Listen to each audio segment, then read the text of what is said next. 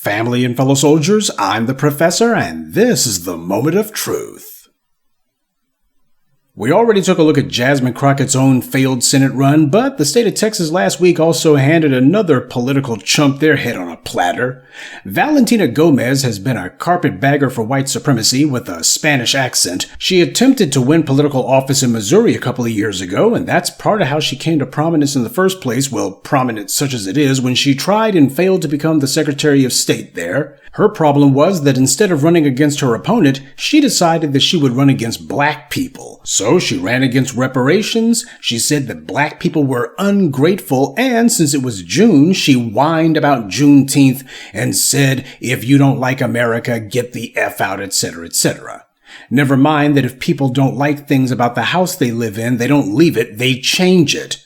But of course, Gomez is from Colombia, so she has plenty of experience at fleeing. Instead of trying to fix her home, she ran away from it. But she showed exactly who she thought that her core constituency was going to be when she said, straight white men built the roads we drive on, the buildings where we live, and the ones that fought and declared independence from the tyranny of the British for us to have freedom and the pursuit of happiness. This is the kind of verbal diarrhea that she was spewing back when she was running for office a couple of years ago in Missouri. This woman knows absolutely nothing about history or current events, but then again, her audience is not for literate people. She's going over the top to show who she really wants to get in good with.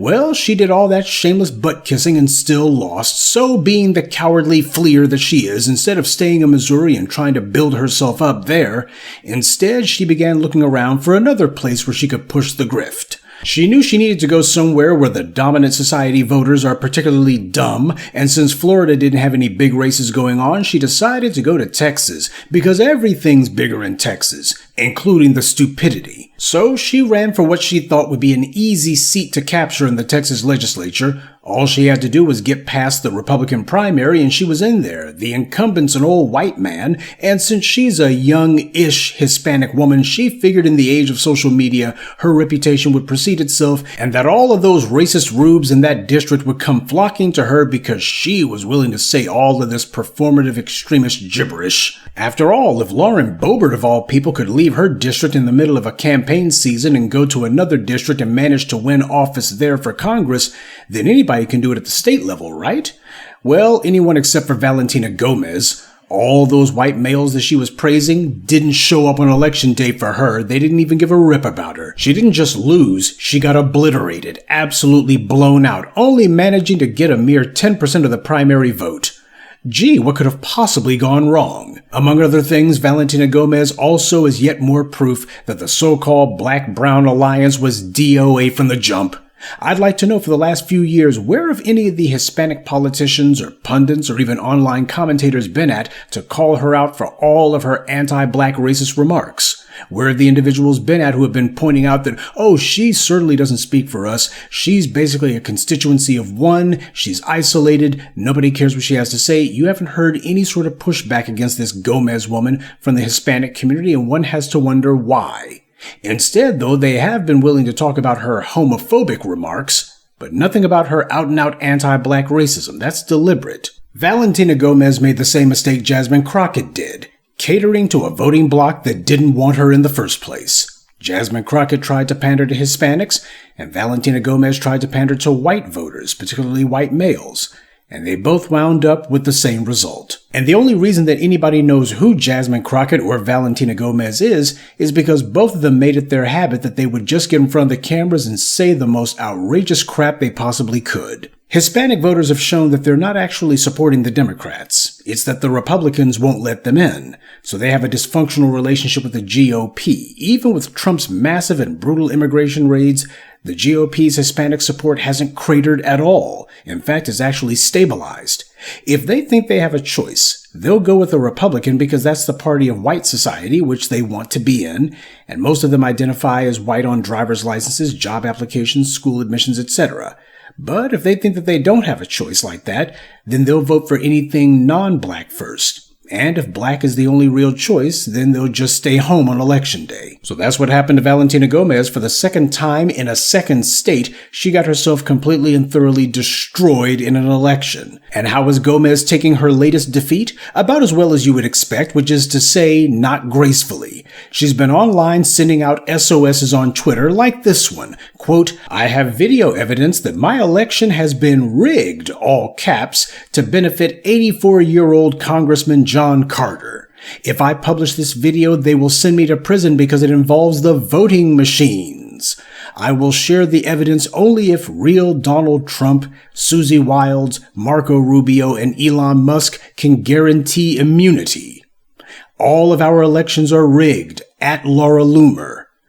Now, first of all, she's sitting here saying that she wants Donald Trump and Elon Musk, who isn't even in the government anymore, to guarantee her immunity. How exactly is Elon Musk going to be part of that equation? How does that work? And also, when you're reduced to tagging Laura Loomer for help, you're in more trouble than you can get out of. But most interestingly of all is she's saying that someone's going to have her sent to prison because it involves the voting machines. Now, she's in Texas. Greg Abbott's Texas. And you got that other little reprobate there, Ken Paxton, who's the Attorney General of the state of Texas. So that being the case, since he happens to be a dyed-in-the-wool Trumper, who the hell is going to be prosecuting her because she's questioning the outcome of an election? Seems to me that would actually be her ticket to ride with them. This is Evil Incorporated. None of them are going to be doing anything against her because she questions an election. That is, unless she questions an election that they won, then they might want to bring some charges then. So that's what she's been doing since her defeat. She's basically been saying, "I was robbed, they rigged the election," and apparently she's furious about it. But she's also terrified because someone's going to put her in prison. She just can't tell you who. But she can't be too worried about the outcome of the election because yesterday she was posting that she couldn't wait to see John Jones fight at the White House. And she then goes on to heap praise on him, calling him the greatest of all time, as she's got her arms wrapped around this guy. Now, ain't this the same racist who was running around talking trash about black people just 2 years ago? And yet here she is now making it clear she's much more interested in a black man than she is the White House. But there's no way that I can see crap like this and not think that John Jones needs to just change his name to Bojangles and be done with it. As soon as she puts her fists up even playfully, that's your cue to go ahead and give her an elbow shot. That's what should have happened. But then again, this is the great pathetic paradox of black athletes. They got all the fight in the world for other black people. But when it comes to these anti-black racists of any stripe, suddenly all of these big, fit, muscular men become a bunch of puppies, or should I say dogs. I find it very difficult to believe that John Jones does not know about Valentina Gomez's anti-black racism. But like a lot of these fools who see themselves as being part of the celebrity set, far as they're concerned, they're just playing the game. And what's going to become of Valentina Gomez now? Well, she'll probably do like Chris Rufo and look for another place where she can ply her grift. This professional pervert's not going to learn anything from this. The delusion of being part of the dominant society is the basis of Latin America. Valentina Gomez isn't going to learn a thing from this defeat, like she didn't learn a thing from the last one. Unfortunately, she's not alone. The white media is also deep in denial. The prospect that the Hispanic vote made the difference in a number of those Texas elections, that's something that the white media could not wait to trumpet and celebrate. But then again, they've been doing it over and over again for years now, but in reality, this current era is not much different than the ones before. I'm not entirely sure what it is exactly that the white media thinks is going to be the result of this, quote, growing Hispanic political clout. But the way that things have been going, what's going to happen is they're going to duplicate the exact same political and social dynamic that they had in Latin America. Gomez can complain and whine all she wants that she got completely obliterated at the polls by an octogenarian white man, but the reality happens to be that's who her constituency, would-be constituency, actually wanted in office. In fact, truth be told, even if the guy was dead, they would have voted for him regardless. They would have had him in office like Weekend at Bernie's, go ahead and strap him to his chair, but that's what they would take before they vote Valentina Gomez into office. But you can bet that she's not going to be changing her stripes, even if her rhetoric is toned down because there's no election cycle that she's running for. But it just goes to show people like her, she's not trying to gain office, she's trying to gain acceptance. And as far as she's concerned, the fastest way to do that is to stomp all over black people and talk trash about us. She doesn't actually want a winning strategy. What she wants is one that will get her a pat on the head. Obviously, this woman is auditioning for a job on Fox News at this point.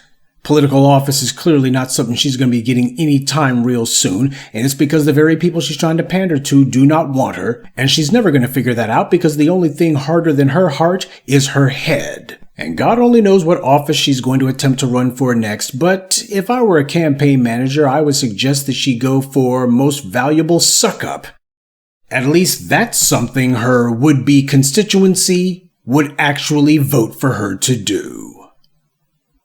Good day, and be one. I'd like to take a moment to mention some of our contributors: Wesley Monroe, Frederica Moore, Brian Walton, Atu Hammond, and Jesse Gibson. Salute to them and thank you to everyone for listening, liking, and sharing this message. Black empowerment only exists because of you.